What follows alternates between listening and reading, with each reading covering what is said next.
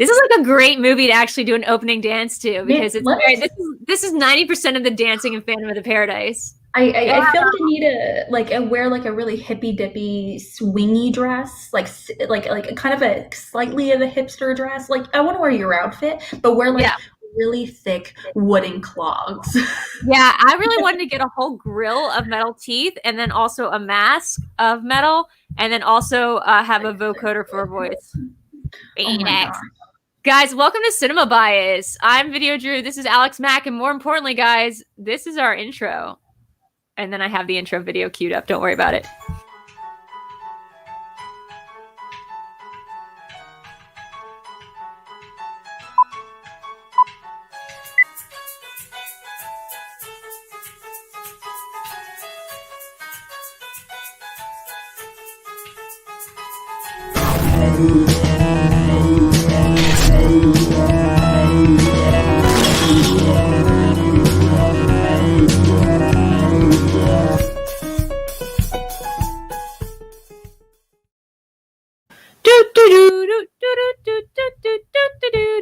I'm so psyched to be talking about this movie tonight, Alex.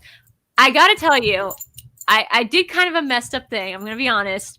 Cinema Bias is usually a show where we take turns filling in each other's blind spots, and occasionally we have guests on, at patrons, whatever, which you can do by signing up for a Patreon or.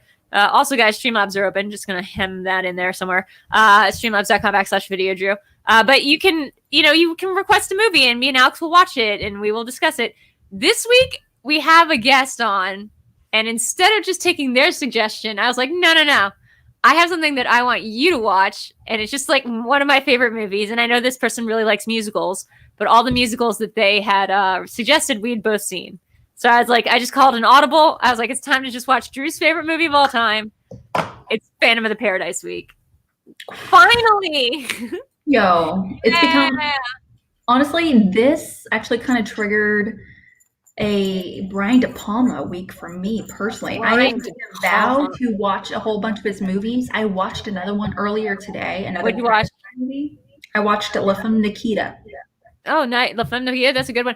I would not suggest watching his Bonfire of the Vanities. It's so bad that there was like an oral history. I mean, there was like a documentary about how bad it is. There's some Brian De Palma that's great.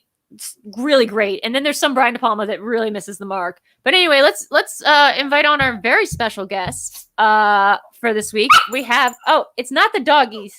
No. They're not the guests? No. Well, who are we having on? No. It can be nearly as cool as their little ones over there, as Tobo and everything. Come here, Tobo. Come here. Okay, we have Chris Ingle joining us. Hey, Chris. Oh, my God. I can't beat the dogs. I don't know how to top that. Oh, hey, I mean, I'm sure, like with the beard and everything, it's just as soft, right? Wait, but he can be Chris. Hold on. This is something Chris got me because I'm a psycho, and no, I don't want to get flagged on this channel, but it sings "Be Prepared." What Drew doesn't tell you is I have a matching one right up here. So psyched.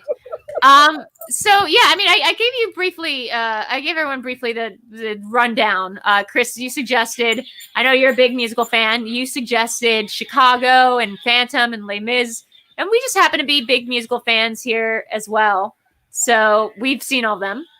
So have you ever heard of Phantom of the Paradise before this? Nope. Did you know at all what you were getting into?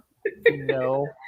Okay. I think there really should be, honestly, a subcategory somewhere of lesser-known musicals, because this would be right up there. Oh, this and Apple and stuff? Yeah, no, I mean, it should go under, like, cult films, I guess. Like, this is definitely, like, a definition of a cult film.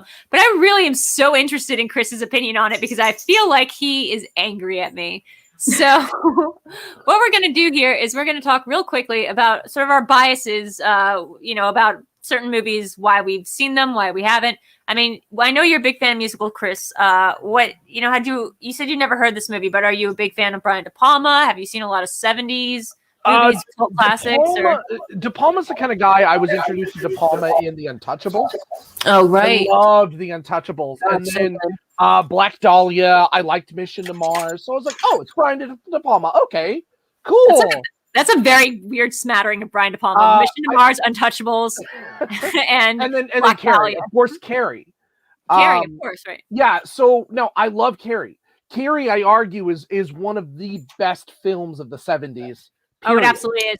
He masters the split screen. He's like the master of the split screen. So in my head, I'm thinking, okay, I know that Phantom of the Paradise is a horror musical. And I'm thinking, okay, Brian De Palma probably knows horror pretty well. So, all right, this will be something I'm not familiar with. And then I watched it. And well, we'll get into your thoughts about it.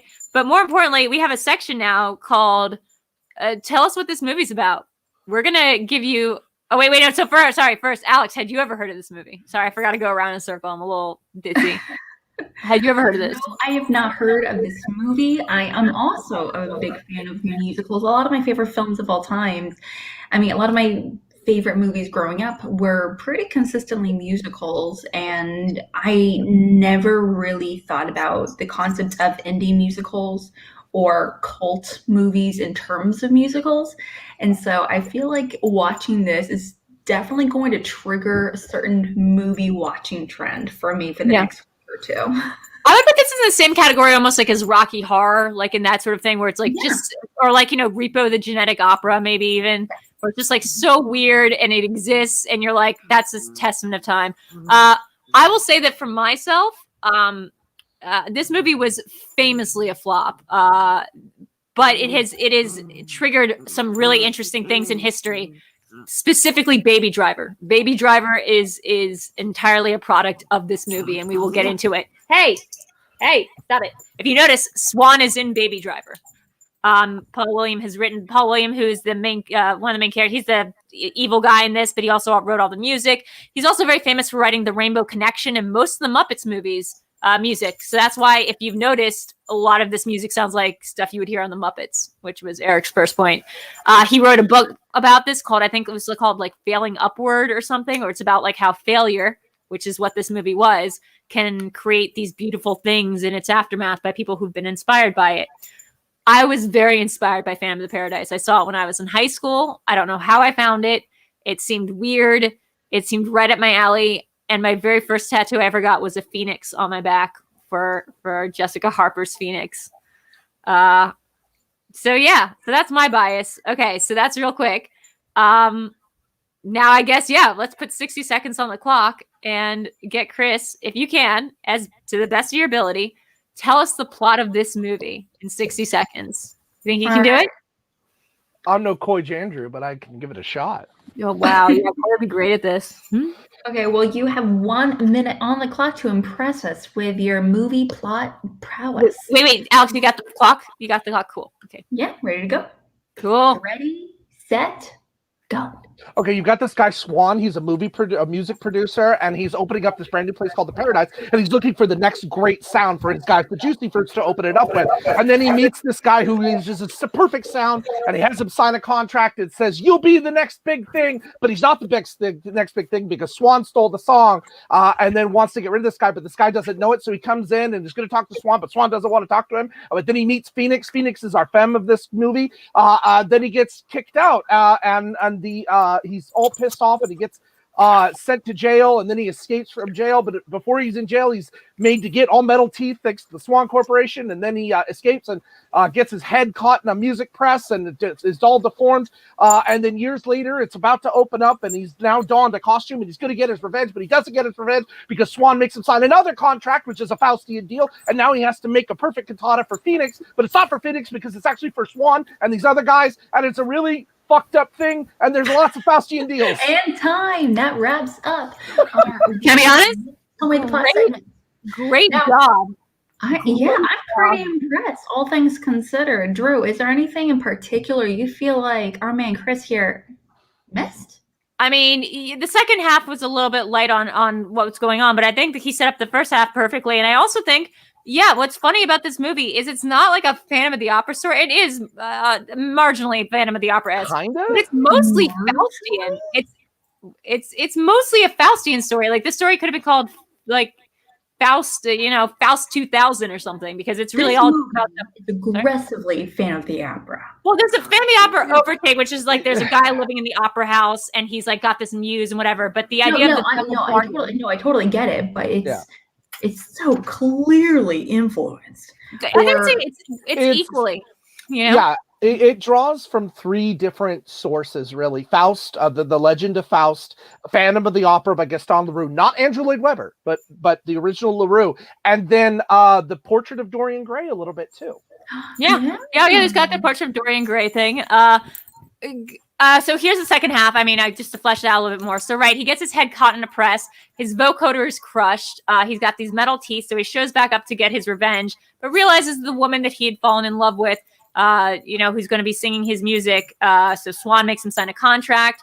Swan's actually stealing the song. Swan has actually made a deal with the devil to remain eternally youthful, and like get success by signing his name in blood. And he gets Winslow to do the same.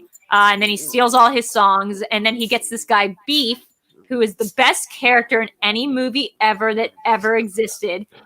This guy fucks. He fucks so hard that I can't stand it, to do his songs. And so he kills Beef. And then he realizes that Swan is going to do a staged marriage to Phoenix, at which point he was going to kill her. So he saves the day and does that. And I believe he dies. He does die, right? Yeah, he definitely dies. Everyone definitely dies except for Phoenix. But it's really, the music is crazy because it's again, the guy who did the Muppets music, who again is also playing the bad guy. And I'm not sure if you guys have ever seen Paul Williams, but he looks like a Muppet. The dude looks like a human Muppet.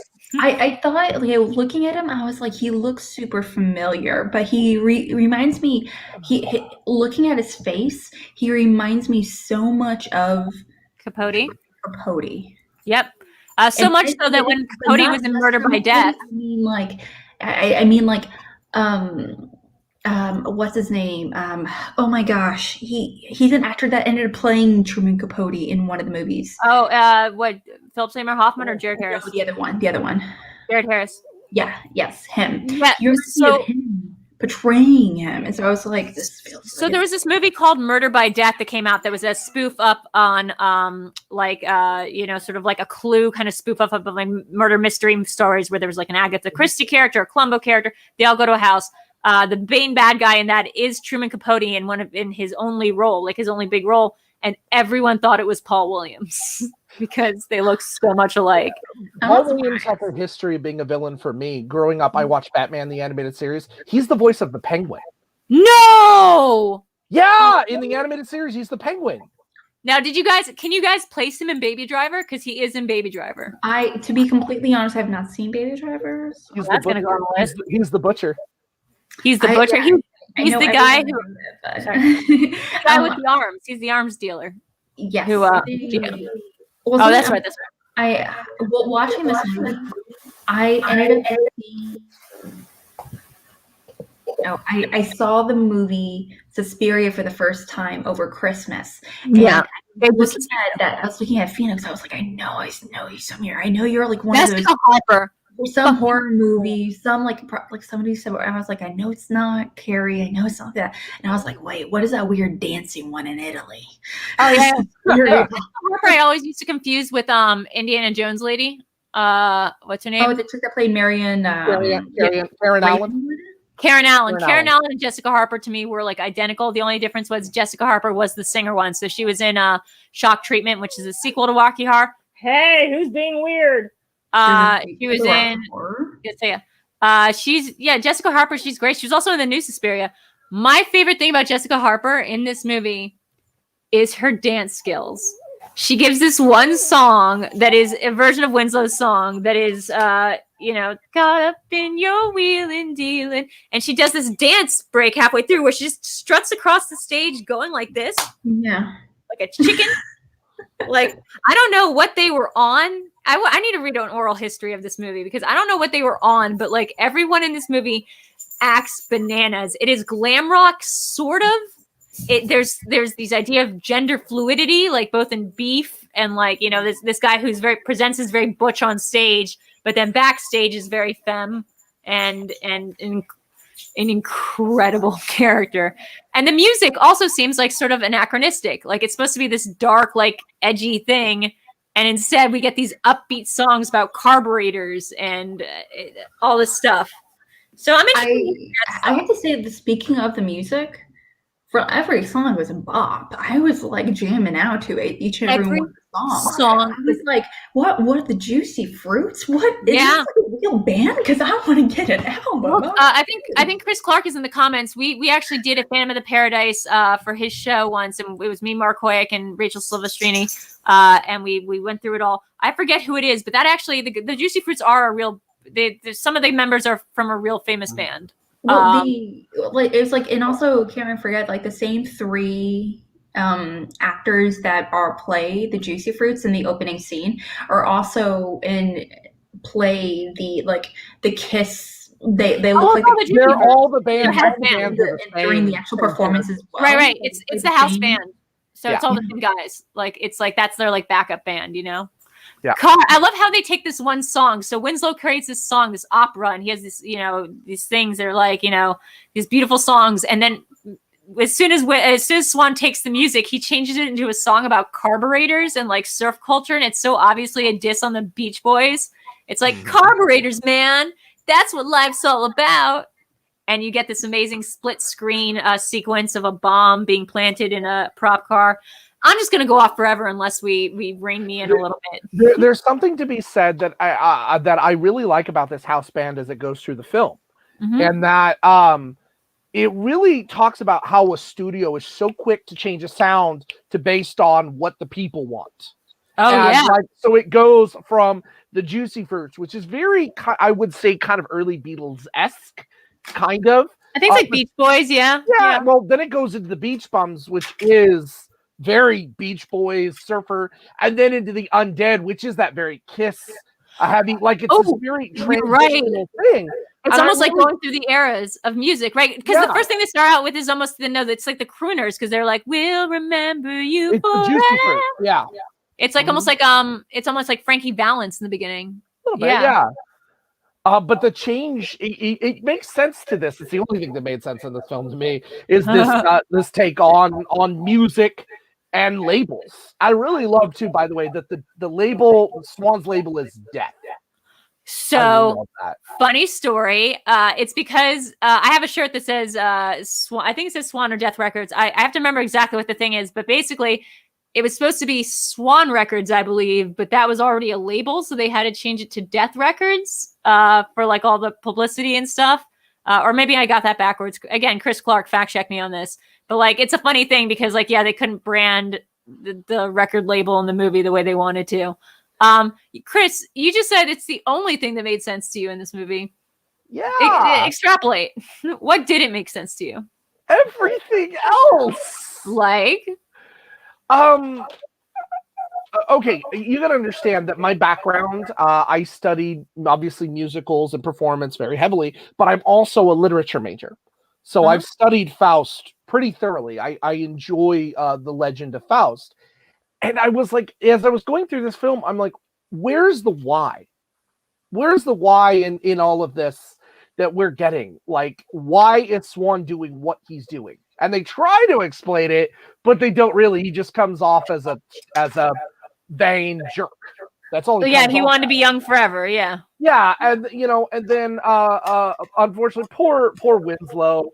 But what's his motivation into this? The feelings behind his music. Why is he pushing this so hard? What is in this? And I don't just Phoenix. I don't find there is zero chemistry between those two. I mean, yeah, but he's honestly, the thing is, I think he's pressed on her the same way Phantom was pressed on Christine. Yeah. Well, that's the thing. I actually agree with you there, Chris, that the idea that the motivations, trying to figure out the motivations behind it, to me, everything was pretty darn self-explanatory. This whole idea, especially in this industry that's so image prone, and his motivation is to stay young. Otherwise, he literally is going to commit suicide because he doesn't see a point in living if he's not going to stay young. I was like, yeah, that makes sense for his character. I mean, yeah, it is sad, but I mean, that's just it makes sense for his character. Like you said, with this Dorian Gray idea. But also there's this, we've watched several movies recently with like Ed Wood and Dolomite Is My Name, where these artists are like, I have no desire to do anything else with my life. If I do anything else, I'm just gonna die. I hate it. I just won't even consider it. And so even if it means the demise of the their work life, itself. overworking themselves and their any kind of actual relationships they may have in the future, that's all they have. That's all they want to have, the work and that passion that they have forward. So that was pretty explanatory to me. So here's what's interesting. I think that this movie always made sense to me as a kid because it was all like, yeah, this is like the push-pull between artist and industry. Right? Like that Winslow represents this idea of pure art. And you can say that that's not even like the best thing to be. Someone who's uncompromising in their vision and someone who's like, I'd rather see my music burned than performed in a way that I don't like. Someone who's not willing to make any compromises versus like the other extreme of a studio label who is soulless and is about, it just wants you for your money and or your talent and is going to suck you dry. Like Alex, like we saw in Ma Rainey's Black Bottom, like it's sort of like what they did to Chadwick. They're just like, yes, sign here and all your shit belongs to us and we can do whatever we want to it and like make some white guys sing it. Like I can understand the Winslow impulse to be like, no, that's mine, and like I only want one person to sing it and to sing it a certain way, and otherwise I'm going to burn this place to the ground. If it is that way, then it really becomes, again, less an indoctrination on the movie or the music or movie. Shoot, bring it anyway. In that industry, and it brings it back again to being a Faustian deal. How many artists in reality have signed away their lives for fame and fortune only to get nothing and destruction and everything in their lives? So if that's the case, then yeah, it does a really good job of giving you the overline of what the Faust story is about. In fact, I really love though that they do hit it on the head hard, because the name of his cantata is Faust. The entire time we're talking, it's Faust. I'm going to premiere Faust. We're going to improve Faust. They say Faust more times than anything else. I want to talk a quick second about I think that's also true. I also think it's the idea of infamy and like getting credit for your work, because there's a huge thing here where they just steal his music and send him to jail. They plant him in jail and they just send him away. And so there's a thing here that's also, regardless from Phoenix, is really about revenge. Like people don't get to do that to you, or like they do in this industry. People take credit, they swindle you out, that you don't read the fine print. And we see this again and again, especially in marginalized, disenfranchised groups, like that we're just going to steal your music, steal your bop, steal your dance moves, give it to somebody else, let them just sort of appropriate it. I mean, this is just, girls, this is like the most, the oldest story in Hollywood, I think, or in the music industry, I think is a Faustian story. Ultimately, I feel like Faust is more so than Phantom or anything else. I think Faust is the story of the music industry. Like it's selling out. It's the idea of commodifying your art.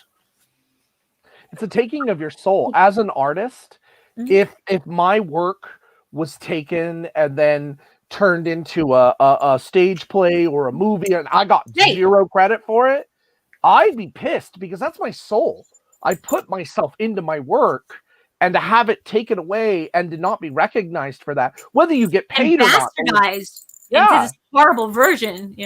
It's funny because Faust, he wants Faust only to be for Phoenix. He is a little obsessed in that regard. When he first hears it on the radio by, I think they're still the Juicy Fruits at the time, he hears the cantata sung by them. He goes ape shit and breaks out of prison. That's the first major thing right there. Yeah, I mean, can you imagine?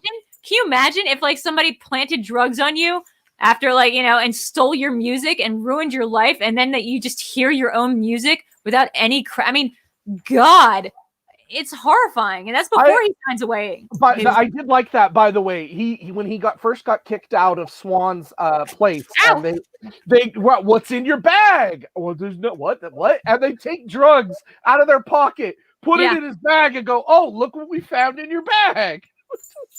Like, wow, yeah, and it's weird because he's a white guy, so we just don't expect that happening. Like, I just feel like this movie also could be remade today in a lot of different ways. I mean, because it really is. It's talking about the idea of like being disenfranchised or like being co-opted, being appropriated, your music, your song, and your sound. But like, this really is the story of the Black experience in the music industry. I feel like. I mean, I've always thought that was sort of what this movie was kind of about. We're talking about a musical, and we have to talk about the music. Yes, can we? Can we? Yes. Can we? What is your favorite? Let's just change this. I'll change this for a second. What's your favorite song and why? And can you sing a couple bars? Because I will sing it for you. Okay, here's the thing I was going to say about the music. I can't remember one tune from this movie. Really? I really can't. Entire thing. So I went through and I watched it twice. I did. I absolutely watched it twice just to be sure I saw what I thought I saw the first time. And I can't. It's just none of it is catchy. None of it makes me go, "Oh, I'm going to be singing this. I got to have that soundtrack." Are you? None of it. In all due respect, are you fucking nuts? This is the catchy shit. You know how you can help remember it? Just think of the song Rainbow Connection, and then you'll start to hear tunes of it. Like, honestly, if you start singing Rainbow Connection in your head, like or It's Not Easy Being Green, you will start hearing this music. Seriously, because you're like, someday they'll find it, and you're like, carburetors, man. That's what life is all about. You're not wrong, but here's the thing, and part of it is who's singing it. That's absolutely true. It's Phoenix. Like, he touts Phoenix as this amazing. This is the voice. That's his Christine. All right, fine. But she's not that great. No, she's not. But I was talking to my writing partner about this film to get a little insight, and really, this is at that point where from the 70s and from about the 60s and 70s, there was this real push for women to be for altos. Great singers were altos. They were lower, and you can hear it in her that she's very much that kind of Carpenters. That she's an alto. Tone. Yeah, she's an alto. She's an alto in a shock treatment. Yeah. Yeah, but for me, like, I was like, you're my ingenue. I need something. But I grew up in the age of The Soprano. But something to remember when it comes to the attraction of the voice, it's more than the actual voice. It's the vibe. It's the overall character performer as well, and what kind of emotion they're portraying through it. And so it's not just the vocal range, obviously. It's just how they're exuding that song. There's no emotion with her. That's her problem. There is no emotion with her. It's just, I want to be famous at all costs. Because he's and just saying, he's definitely projecting his feelings onto her, obviously, and he's making her seem so much better than she actually. Yeah, I mean, look at her fucking dancing, man. Again, she takes a dance break during her audition to go like this. Like, I will do it right now. I'm gonna move the camera up so you guys can see me dancing. This is like what she does. She goes back and forth like the spin that she does. Oh, she dances like my mom. She just does this back and forth across the stage. It's nuts. And you're like, that's the ingenue. And at first you get that like Swan's only keeping her around, not because he thinks she's so great, but that's what's gonna make him happy. That's what's gonna make Winslow happy. Yeah, it's not about her actual talent. It's just about everything that she represents to him. How about, okay, so, I mean, one of my favorite parts in this movie is how they play with the music. So we get this, not like a dirge, but we get this very, like, sad ballad that he wrote that's like, couldn't get to sleep last night, couldn't set things right with apologies or flowers, and he's just singing about, like, all these, and though I lost my soul, so I sell my soul for one love. He says, sell my soul. And then they change that song when they steal it and bastardize it. So they go, like, couldn't sleep last night. What was it? Couldn't get to sleep last night.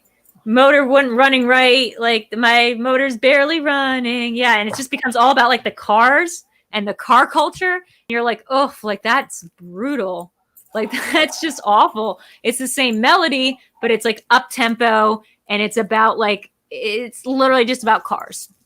It's insane. And you get another version of that when Winslow's voice gets changed. So he gets the ability to sing again when he's plugged into certain machines. And he thinks he's singing like normal, but in actuality, Swan is taking his voice and changing his voice into Swan's voice. So it sounds like Swan is singing. Which that in of itself, again, is another really great indoctrination of the music industry and how we're going to form you into what we want, into what, you know, and I love that. I love that aspect of it. I really do. And actually, if I were to pick for me, I think that was Faust's second reprise, but yeah, that was to me the best, most emotional piece right there. Cause you can see it in him. Yeah. Like he's in a moment where he's being taken advantage of. He has no other choice, but he's getting to produce his work. He's finally getting to make his music. Right. Yeah. You get so I buy that. I buy that moment. But you see in Swan as he's playing with the dials and just so today with auto-tune and all this other technology, same thing. And that I liked. I like that. Tell me what you didn't like, because I want to get to this, because like you said it doesn't make any sense, but I want to hear like what about it didn't work for you. Phoenix, the relationship between Phoenix and Phantom. Why not? Because like that's always been like a one-way thing. That's always going to be like a fucking stalker. Yeah, it was. It was a little creepy, but in this kind of film, in these musicals, usually you are going to have the female love interest, the ingenue, and then you're going to have your guy, whatever form that is. Phantom. You mean Raoul, or you mean the Phantom? That's an interesting question. That if we had done that movie, I would have been happy to have answered for you. Yeah. Well, sorry, we've all seen that movie. Everyone has. But I'm just saying, like, is it because she doesn't have a real love interest, like she's just being played, or I think her real love interest is herself. Wow, really? You're gonna make this on her? Yeah, it's her. I think something to remember as well is that for a few moments in this movie, he felt like he was her hero, and he really loved that feeling. Especially as maybe it's him being as a musician, and maybe it's him being a guy where that doesn't come often. There was a few moments in this movie where he was helping her out when she asked him for help, and he felt in that moment very heroic. When she says that, like when she was almost assaulted during the casting couch situation, and she ran out screaming, he was right there, and his first thought was like, "Oh, did you tell him about my music?" Not a great response. Yeah, that was kind of messed up. To hug her, and so. He's also kind of doing a Reddit nice guy thing, though, where he's like, he's trying to get the credit by being like, "Oh, I wrote the music." And she's like, "Really? Like, shouldn't you be in there?" And he's like, "Well, this is my stuff." Like, all his self-worth for her, or like what he considers his social capital or whatever, is just based on the fact that he wrote the music. So, of course, that's going to be like the biggest thing for him. Not that he's necessarily. Yeah, go ahead. Another thing too, since this picture's up, I adore the costuming. Fucking amazing. I like the costuming. Whoever came up with this costume is fucking genius. It's just, it's so weird. I mean, everything really makes sense. This whole idea that he's a night owl, but also it's referencing the Phantom, and he kind of looks like Darth Vader. I mean, there's nothing about him that's attractive. He's as a human being. Sorry, like when he was normal looking, he was a specifically looking like kind of weirdo. In fact, I feel like this is an improvement. I'm not sure if anyone else felt that way. Like I was like, that looks better. Yeah, kind of. Looking at that picture, it reminds me of oh God, who is that? A little bit Marilyn Manson. Just that kind of real strange creep factor, and it really gets. And I like it. I like this style. It's good. Now, can I ask a question? Did Paul work for you as the bad guy of this movie? Because here's the guy that's supposed to be young forever. This is the guy who's supposed to have made the deal with the devil to look this way forever and to be this captain of industry. Does this guy strike it for you? I hate him. And I don't like I hate the character, definitely. Like he's self-indulged, a little bit of a sycophant. When he's it's all about him. When he is laying down with Phoenix and they're having their little makeout session, and he knows that Winslow is watching. He knows he's watching. And he's just got this grin on his face, like, yep. Yeah. Mine, dude, it's all mine. And he knows it. And he plays that the entire film. Never once do you have any sympathy for him. Never once do you believe he has a redeeming quality. This guy has he is a bad guy's bad guy. And normally, I agree with it. Normally, I want a little bit of sympathetic. Normally, I want a little bit. This guy, in terms of the Faustian deal, works. This is the guy who just makes the deal, and he's getting all the upsides out of this. He's basically both the devil and the Faust in the situation. Yeah. I guess my point is, because he wrote the music, I get it. Like, and I love that he, did all this. Because this looks like someone who made a deal with the devil to remain eternally beautiful and youthful. Like, I love Paul Williams so much, but I feel like maybe if they had hired somebody else to be like the both kind of Raoul figure, if you were, like to be somebody you can believe that seduced. Yeah, to somebody that you believe that seduced her. Well, I actually kind of believe it, and just not so much. Just he's an unconventionally attractive man. He's like 45 in this. Yeah, I mean, he's not the tall, dark, and handsome usual image of masculinity that we're accustomed to in Hollywood. However, you're right, Alex. He's literally the opposite. He's exactly. Yeah, he would not be in this role today, or someone like him would not. What I do like about him in this role is that he has an unwavering confidence, no matter. He's got what we call big dick energy. No matter what he's talking about, his confidence, his attitude, he owns the room, and I think that action, regardless of who it's from, is very, very appealing. Attach that to this really there's the scene with him in Phoenix. Yeah. And it's really has this, not to mention, obviously, drugs are definitely involved. So it definitely alters the noggin in your. I'm just saying, you made a deal with the devil to remain youthful, and this is what you get. You should go back to the devil and be like, "Oh, dude, no." No. Thing is, I honestly for a split second, I honestly thought, is this like a situation where it was like in the 1300s or something when he sold his soul? He's aging really slowly. Yeah, and he's not so much aging slowly, but he was like, at some point, he was like, that was his height and everything was like normal at some point. No, he's not that old. He's like he's from like an earlier generation, because we see him and he does look younger when he makes absolutely. Yeah. I remember there was that scene where he's in the tub, and it's only like a few years earlier, so I know it's not that big of a deal. But in my head, I keep thinking maybe he's actually several centuries years old. If you're several centuries years, right? I mean, if you're several centuries near old, is that your goal? Because also, it's really interesting what his priorities are. His priorities are very much in line of the 70s priorities, or like this sort of music industry priority. He doesn't have these aspirations to to rule the world or whatever. He's like, I just want to be like the biggest music producer and also get married on stage and make everything a spectacle. Like, it's very much of its time, and he's very much a creature of its time. I always keep remembering motivations and ambitions change. Yeah. Especially in this ever-evolving industry like that. And I could picture him in this situation, definitely be like, hey, what's going to get me more attention this week? Yeah. No, and the ending to the film really kind of plays into that, because he gets exactly what he wanted. Again, that Faustian deal, to where like everybody's watching him, all the audience is playing into it, and we're already spoiling a 30-40-year-old movie, something like that, but 50. No, he gets stabbed in the end after the curse or the spell has been broken.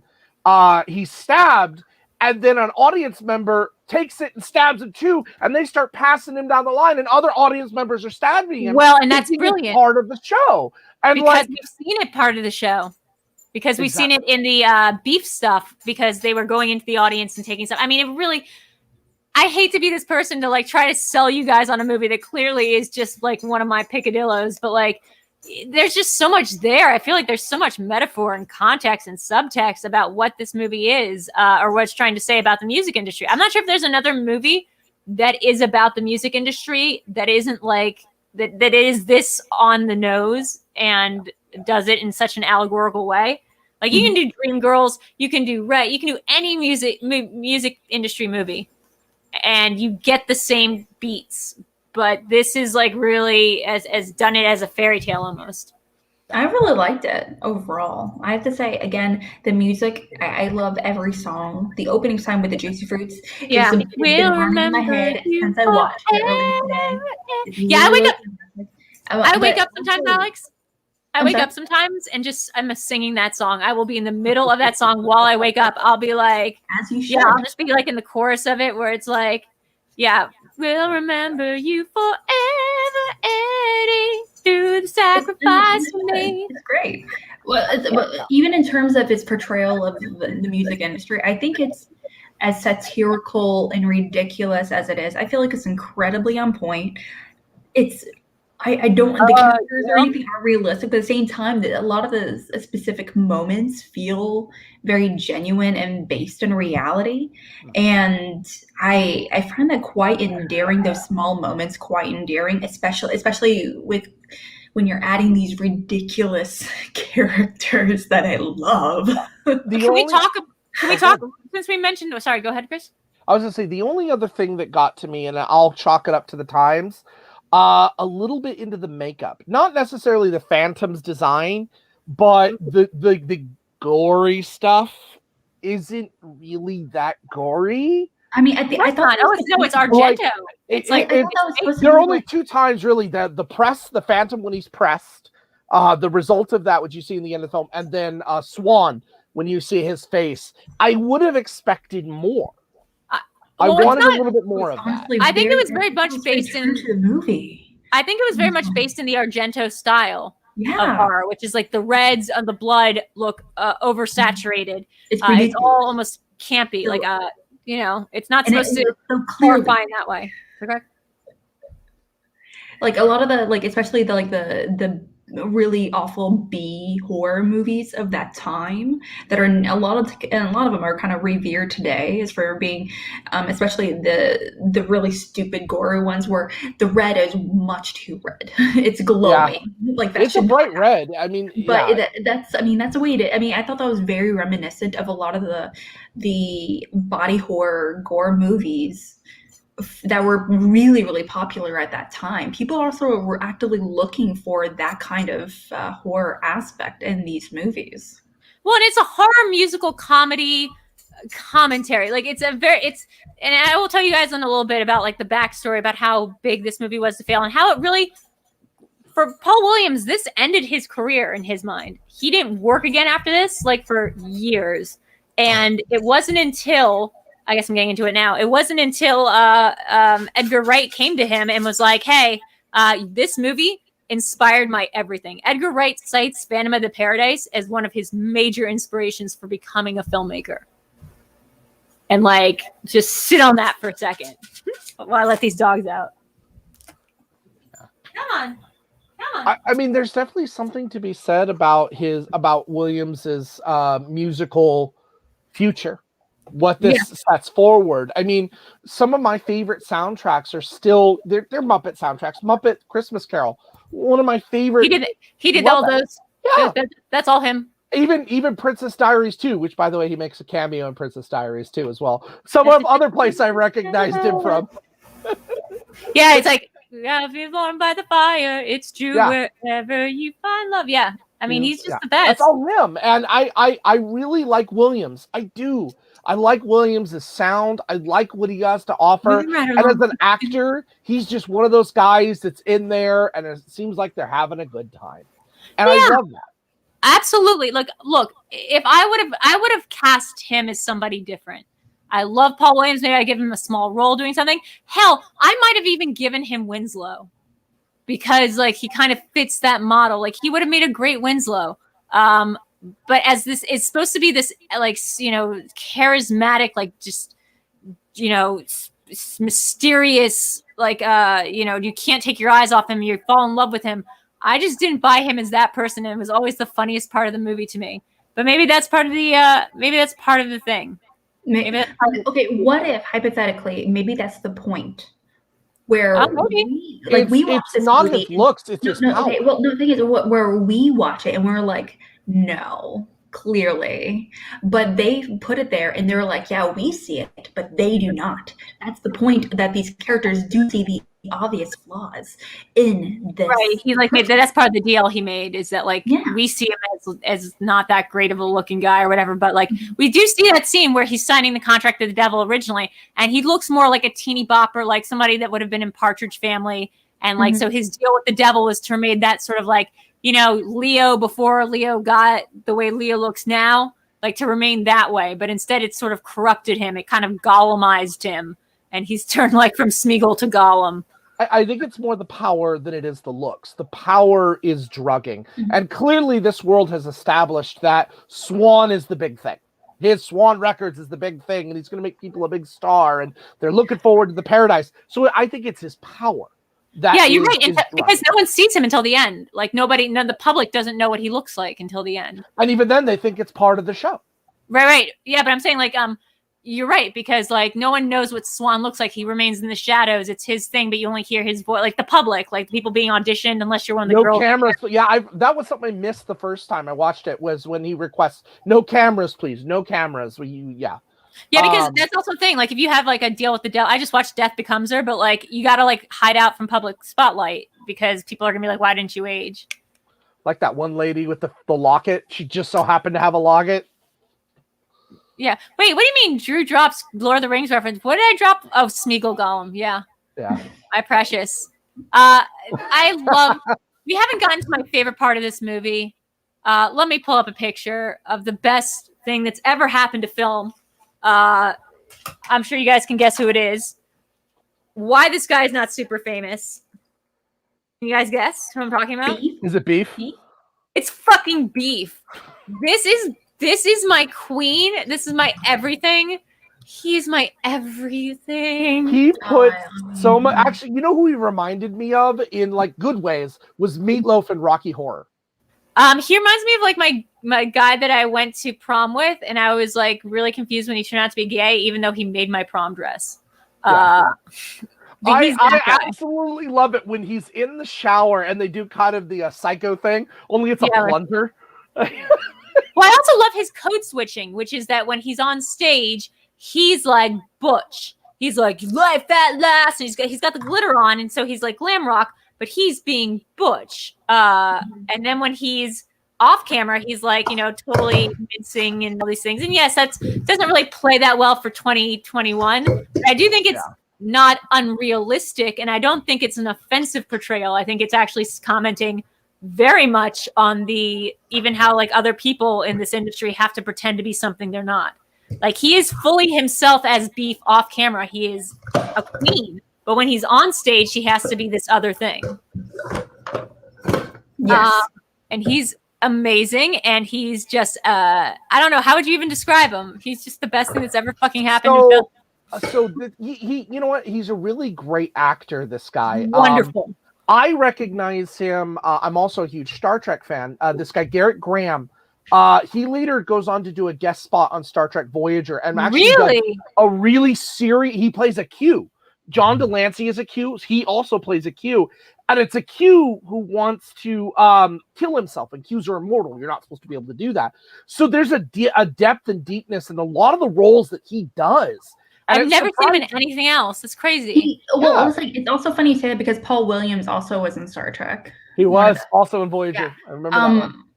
Yeah, I have to agree with you. Also, he's definitely one of those characters that is, like you said, the way he does, he's incredibly hyper masculine on stage, and him like singing, and he's being told to shriek over and over again, and he's like, have one of these bitches do it or something. Yeah. And I'm going to go visit my mother in Ohio. No, he's like, no bitch can sing it as well as you.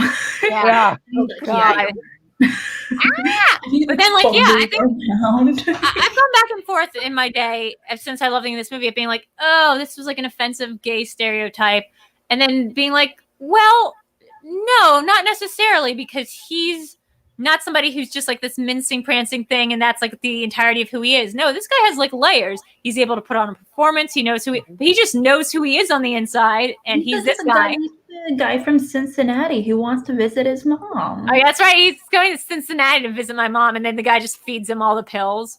And then he goes out. Time for breakfast. That the question. Remember the earlier down below it said, "What was your favorite line?" We kind of passed over that. It's time for breakfast, and he just dumps pills. Oh my God! Whoa! Maybe that's why this movie spoke so much to me as a kid, because I was like, pills for breakfast?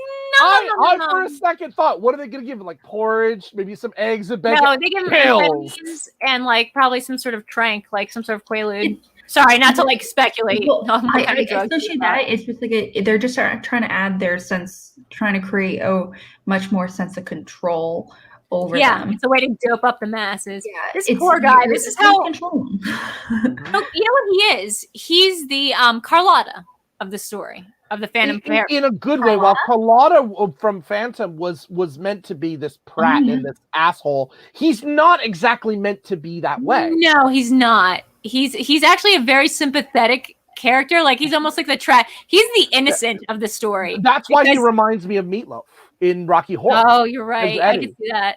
Someone who else is hyper masculine, who has a hyper masculine persona. And so I don't know. I've always felt that he is one of the best performances I've seen in like one of these things ever. I gotta say, Drew, you're slowly changing my mind here in this conversation. Like really. Oh, I'm so happy to hear that. I do also want to take a moment to really highlight something we haven't really touched on at all, is how much fun the costumes are. We did talk about obviously Winslow and his transformation into a night owl version of Darth Vader. But we didn't really talk about the costumes all that much for anyone else. Now, Phoenix, she's like a regular hippy dippy girl, very, very, like you said, with the carpenters kind of thing, situation going on, mamas and papas. But in terms, like you said, with Beef, if we're talking about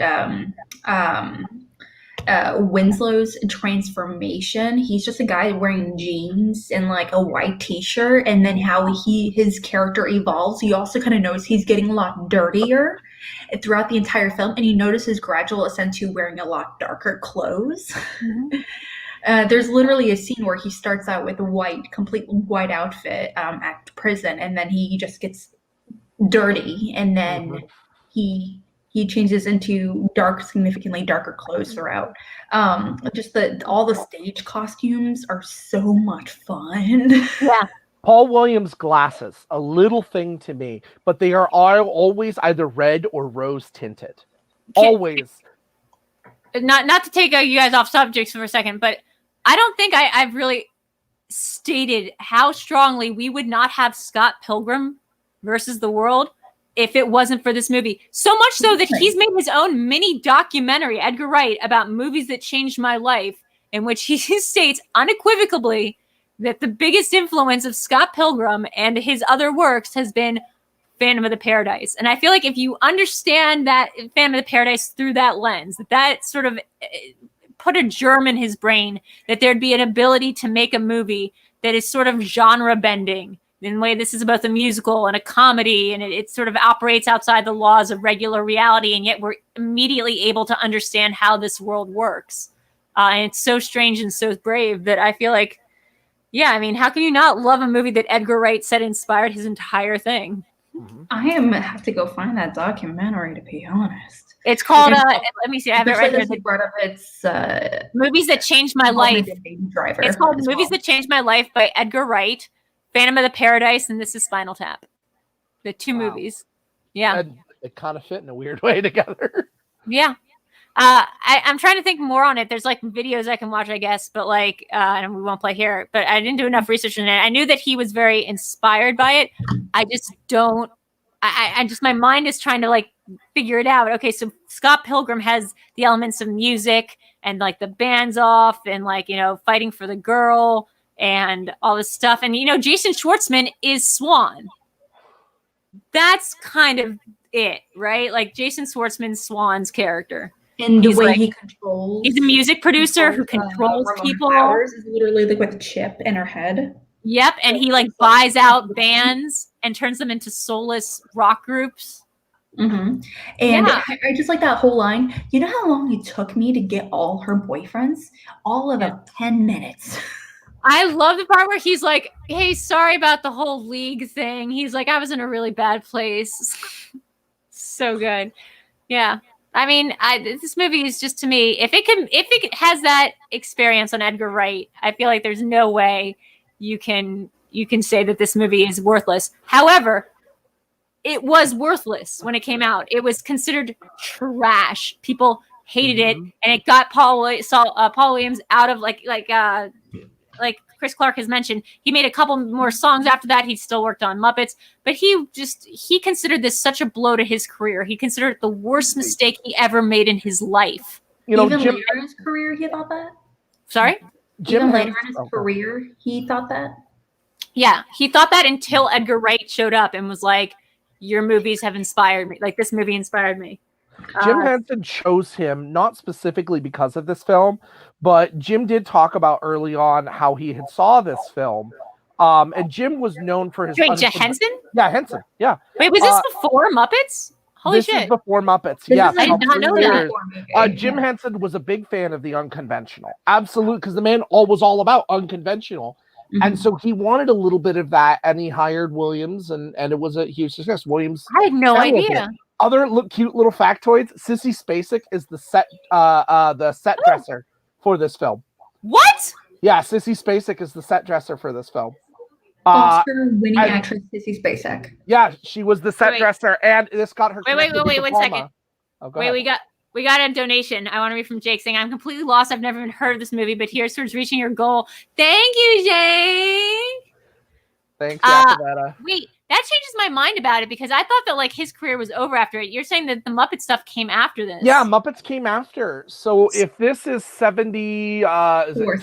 74, yeah. Muppets is 79. They were filming easily in 77, 78. Yeah. So yeah, Jim Henson absolutely liked Williams. In fact, he comes back and does more Muppet stuff later on. One other thing which is really cool that I thought was just a neat story. So the guy that plays William Finley, yeah. So the scene where the record press, record press scene where he gets damaged. So apparently they actually stuck his head in a real record press. Oh no! No, they said, "Oh, it's going to be fine. It can't hurt you the way we have it set up." They set up safety features that were supposed to be, protected just in case. The safety features broke. The things that weren't supposed to break broke, and they had to pull him out to save him. So yeah, he actually almost got his head kind of squished in by these record presses.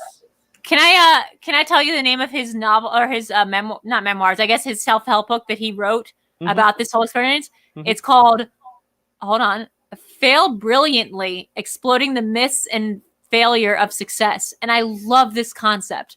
I love that he's taken this idea. We all have this idea of like, make mistakes and like, those are good things. But the idea of failure is such like an ingrained concept of something that's just anathema to the American dream. And this took a while. Like, it was years before this was considered a cult classic and that Edgar Wright inspired by it.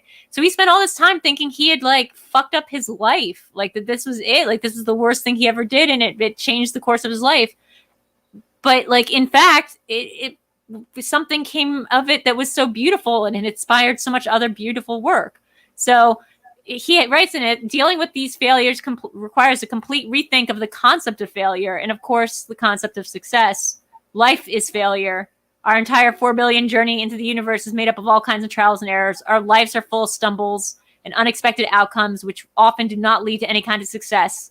We believe failure falls broadly into 3 categories, blah, blah. And then it's like, and show how we can separate the concept that causes unnecessary pain by providing revolutionary ways of thinking about failure. And I swear to God, I have not read this book yet, but I am so fucking excited to. Because I think about failure constantly. What's something to consider, that whenever I think about, when I remember people being a little dismissive about safety precautions or stuff going on, being safe in general behind the scenes, I think of now I'm going to think of this situation, but also I'm going to continue thinking about Bruce Lee. Now it's like Bruce Lee's son, Brandon Lee, who is well, that's there's no upside of what happened there. Yeah, no, it's awful. But it comes down to safety precautions should always be taken seriously, regardless of how fun a certain filming set is. Because that sounds really scary. Wait. Am I thinking of the wrong Paul Williams? Sorry, I'm making sure that I don't have the wrong Paul Williams who wrote this book. I thought I had the right one. Maybe a different Paul Williams wrote this book. I'm pretty sure Paul Williams, the guy from this movie, wrote this book. Maybe I'm crazy, so I just recant that. Maybe. Give me a second. Okay, there's a whole lot of LOTR puns going on right now, including really is an unexpected journey. How dare you, Eric? How dare you? Yeah. Overall, we are cracking up at an hour now, and so we are going to be wrapping up here, not so much soon, but here in the next like 15 minutes. So if you have any questions, comments, or anything along those lines, we just want to know how you like the movie as well. Please let us know in a super chat, Streamlab. That'd be much appreciated. Help keep the lights on here at Cinema Bias and VideoDrew's channel overall. But yeah, so something I'm kind of curious from you guys is there anything, after watching this movie, does it inspire you to watch anything else in particular? Whether it be from this director, whether it be another type of musical film, or whether it be you have an increasing desire to check out any movie involving these actors. Yes. And I also realized where my mistake was, because he has a big quote about failure, but I'll do that in a second. Guillermo del Toro movies. Here's why. Besides Edgar Wright, the biggest fan of Phantom of the Paradise was Guillermo del Toro. And if you think about it, the slightest, you can see that the hands in Pan's Labyrinth, that it's a whole aesthetic, it's a whole mood of it. So apparently, yeah, the one copy he's ever signed during, like, no one came to any of the press events for this movie except for this one 16-year-old kid who made him sign a bunch of records. Turned out to be Guillermo del Toro. Oh my gosh, are you serious? That's nuts. Wow. So here's maybe the takeaway. It's not that things can be considered a success. Hold on, let's let this person read it out. Hold on. Killing this guy's yeah. song is one of the greatest songwriters ever. One of his masterpieces. Absolutely one of his masterpieces. So I think the way I would think about failure in this terms, because he does have these big quotes about failure. Be careful what you label a failure. I did things in my 30s that, like, I considered a failure. Mm-hmm. But all of a sudden, like the work I've done with Daft Punk. Oh, I forgot he worked with Daft Punk. And totally Daft Punk. Yeah, Daft Punk is the other big one that loved Phantom of the Paradise because their outfit. You see how things that like seemed like a total flop, like a wash at the time, ended up inspiring so much art and stuff that we love right now. They love Daft Punk. How am I finding out about this now? I think for me, what I really want that this has kind of inspired me is to look at more 70s musicals, specifically one 70s musical that I have seen only once and I really didn't like, but I want to look at it more again, and that's The Wiz. Ooh, great, interesting. I'm into that. There's one that reminds me of this that I watched with Lon. It's not a great movie. It's called The Apple. It's also a rock opera, but it's way crazier. If you did or did not like this movie, the one musical I would highly recommend, you mentioned earlier Fosse. You haven't seen all the Fosse. All That Jazz is probably the best, at least it's the most effective musical of all time. It is a movie that Bob Fosse wrote, directed, and stars Roy Scheider as a version of Fosse in it. It predicted Fosse's own death by a couple months. Like, he just saw it. Like, he was like, this is going to happen. It has one of the most heart-wrenching, beautiful, and like out of control end performances of all time, where they do the Everly Brothers Bye Bye Love, but on this crazy ass stage of like veins and heart. It's just like his hallucinations. And he's, if you ever heard that, it's what Beetlejuice does, and it's Saul Goodman does in the beginning of Better Call Saul. But if you ever hear somebody go, "It's showtime," into a mirror, that's from All That Jazz. And it's dark, it's weird, it's fantastic, and I highly recommend it. Am I hearing that, Drew? You're looking to put musicals on the wheel one day as a category string? I don't think I can because there's just so many of the old ones I don't know. Yeah, you go back where musicals were much heavier and farther back is more. And they love asking about those. My favorite. I love them. One of my most of my like, if I'm looking back at some of my favorite movies of all time, more than half are like classic musicals. Yeah, I've never seen like Funny Girl or My Fair Lady or like my favorite thing this week though has to be the Russ Ask Tamblyn. this woman to do My Fair Lady. Ask this woman to do My Fair Lady. Do it. I mean, make me do it. I will say the funniest thing that I saw today. This is how we're gonna wrap up, I guess. Is West Side Story. You guys know West Side Story. It's that thing where it's Romeo and Juliet, but it's kind of racist, and it's starring a bunch of people, and they don't sing their own songs with their own voices, but it's fine. It has like 2 prominent Twin Peaks members. Well, Russ Tamblyn, who played the head of the Jets, tweeted this out today, and I loved it. much. I saw that. That was really good. I love. Are you at all excited for the Spielberg directed? Let me be clear. I'm not a huge West Side Story person, except for the fact that Sondheim wrote the lyrics to it. Like he was like 16 and he was adopted by like Oscar and Hammerstein or whatever, and they're like, "Here, you can do the lyrics." But like the story of Romeo and Juliet, inherently uninteresting to me. And West Side Story is a lot of melodrama. There's some great songs in it, though. I just sort of like Fiddler.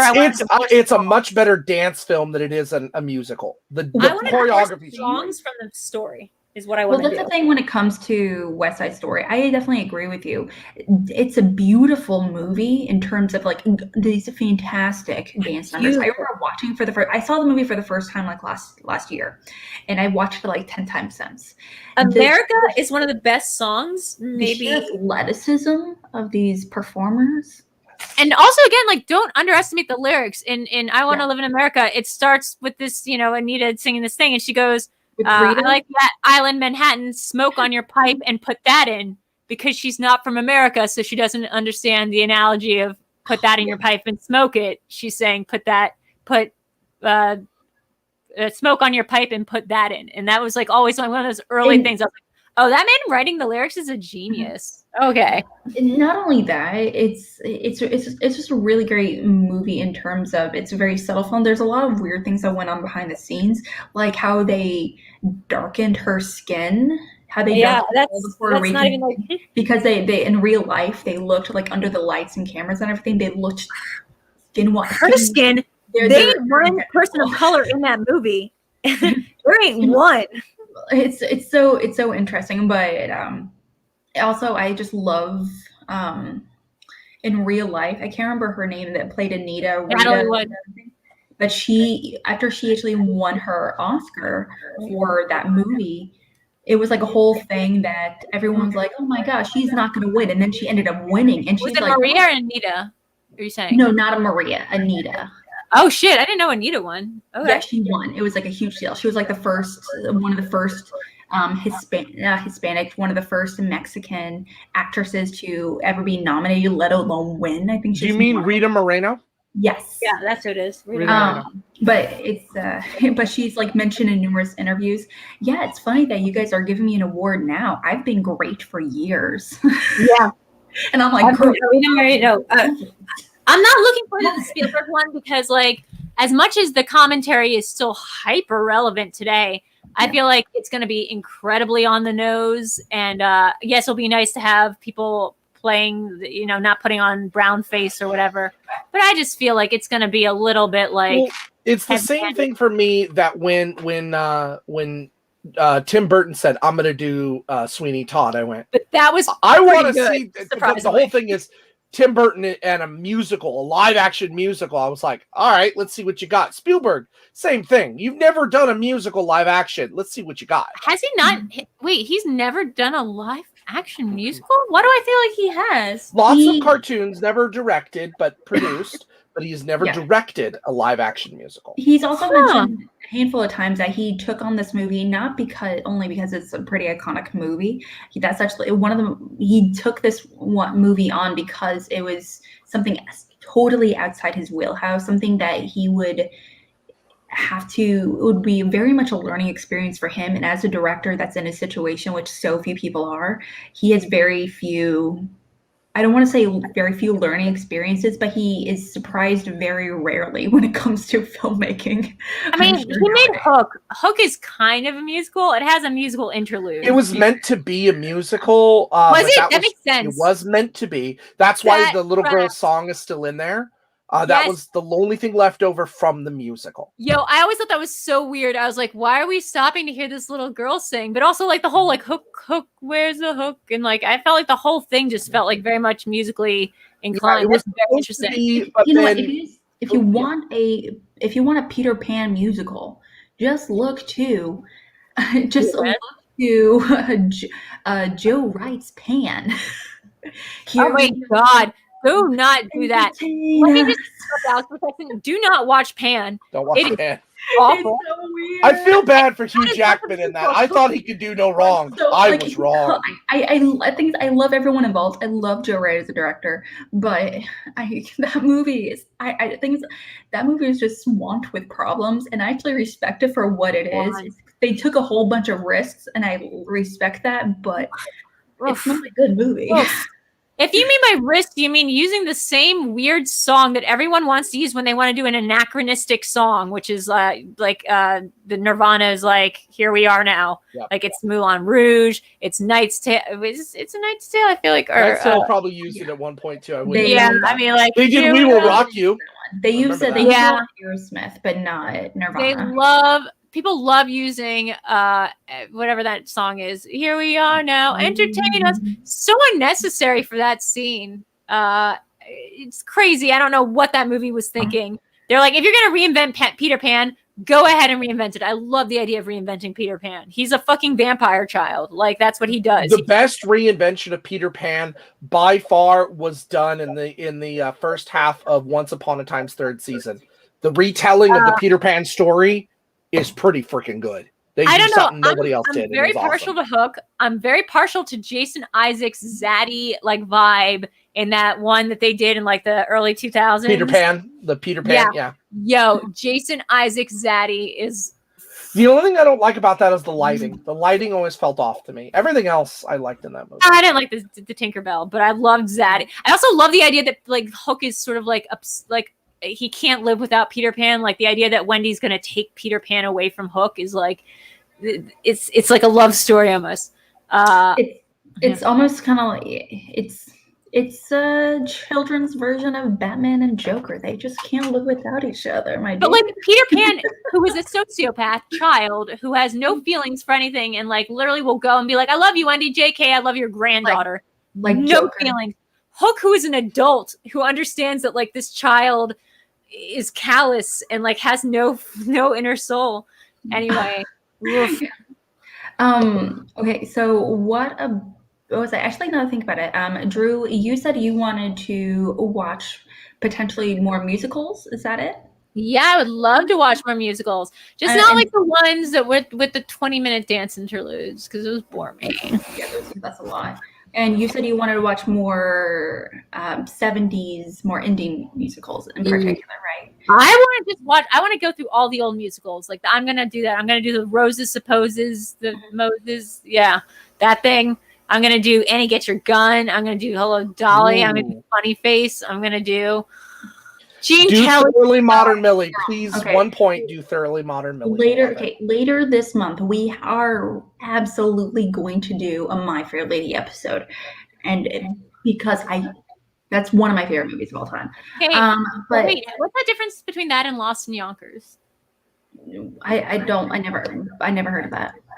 Chris, as a theater person, what's the difference between Lost and Yonkers? Because I always knew it as Lost in Yonkers, and then someone starts talking about My Fair Lady. I was like, isn't that the same My Fair Lady is actually based on Pygmalion. Yeah, Pygmalion. I know that, but like, what's Lost in Yonkers? Give me half a tick. It might be the non-musical version of it. I have never heard of this film. I do know it was a Neil Simon play.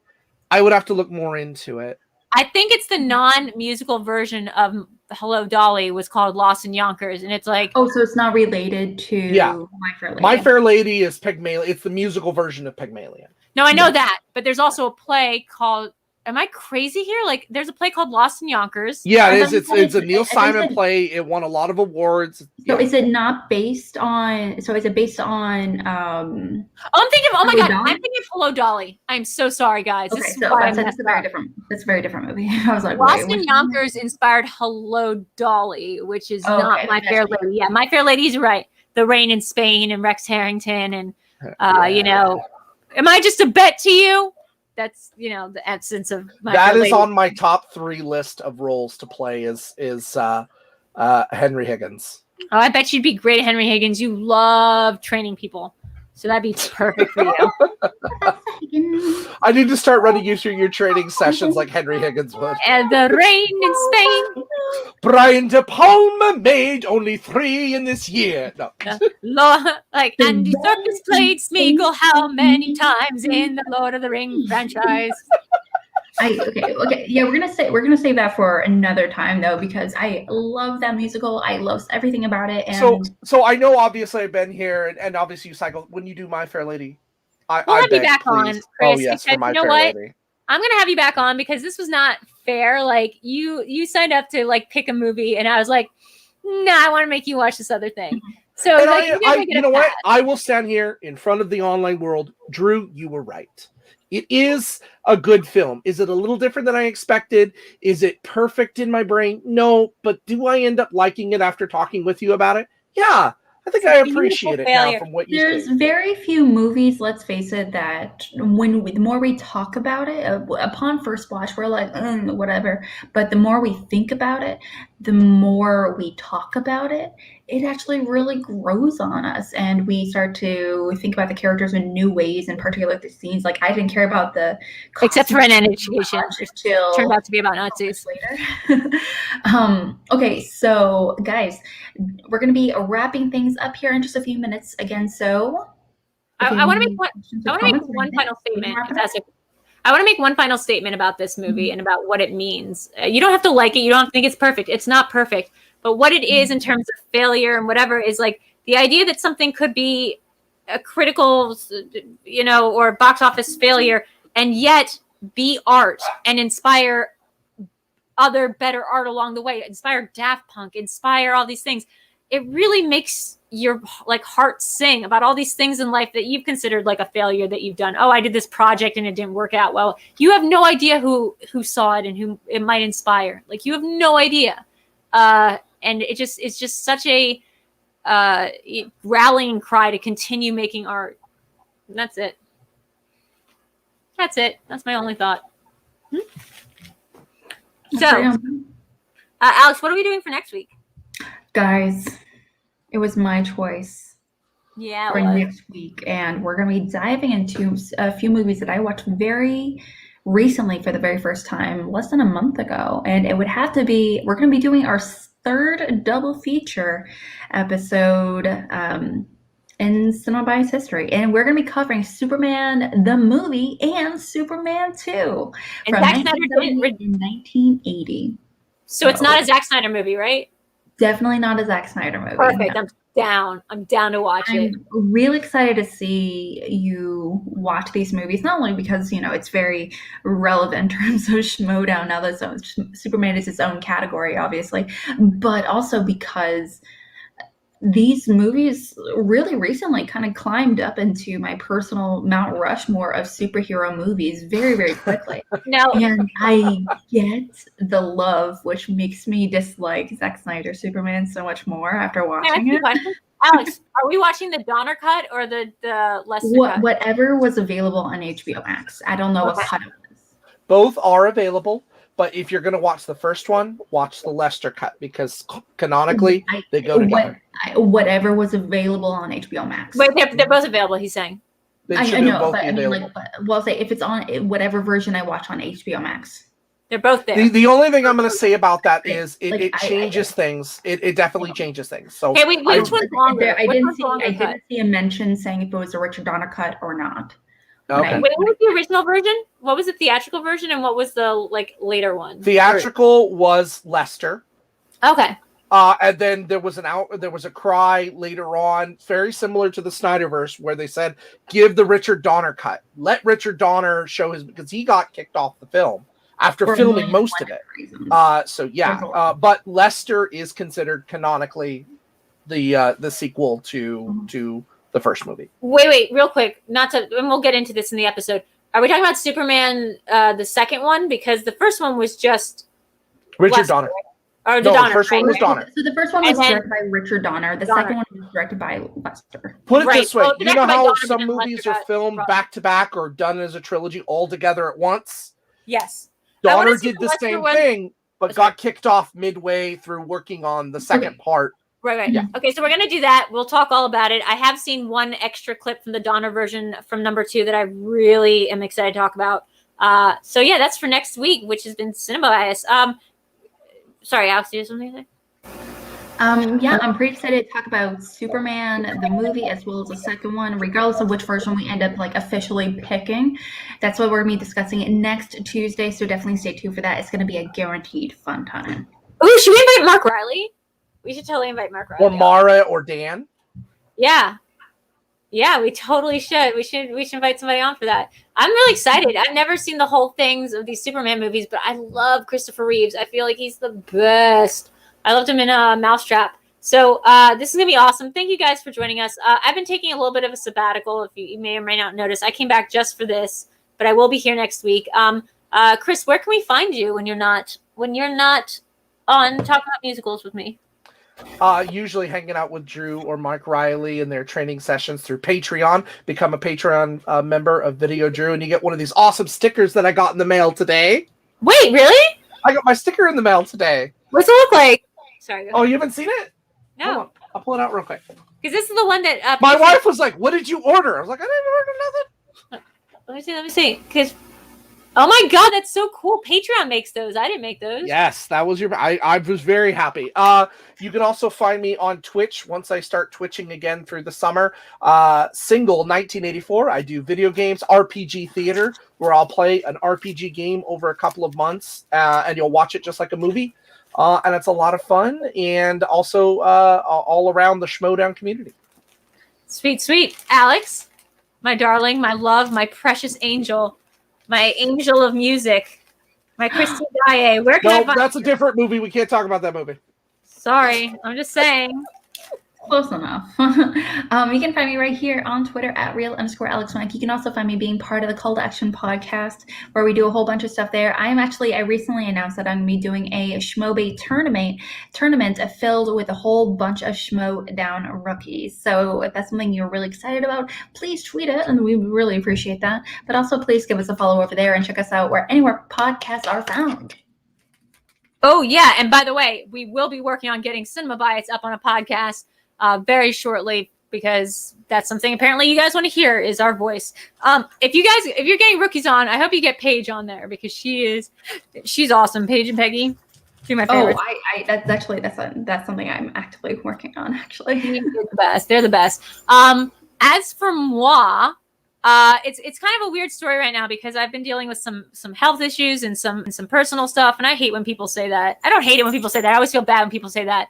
But so my schedule's kind of erratic right now. I do have a Patreon, patreon.com/VideoDrew, where we do study sessions for Schmodown.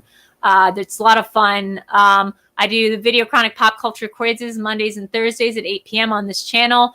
But right now it's sort of touch and go about whether I can, only for the next couple weeks or so, hopefully, maybe the next week or so, it might be touch or go. I also have Live in the Dark with VideoDrew, which is my late night kayfabe show. It's sort of like Between Two Ferns meets Space Ghosts from the world of VideoDrew. It's her late night talk show. We have a lot of fun guests on.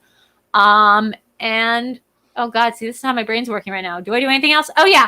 Check out, if you have Peacock, check out a show that's on their Rotten Tomatoes channels. It's called Archie Essentials. It's hosted by Mark Ellis. You may know him.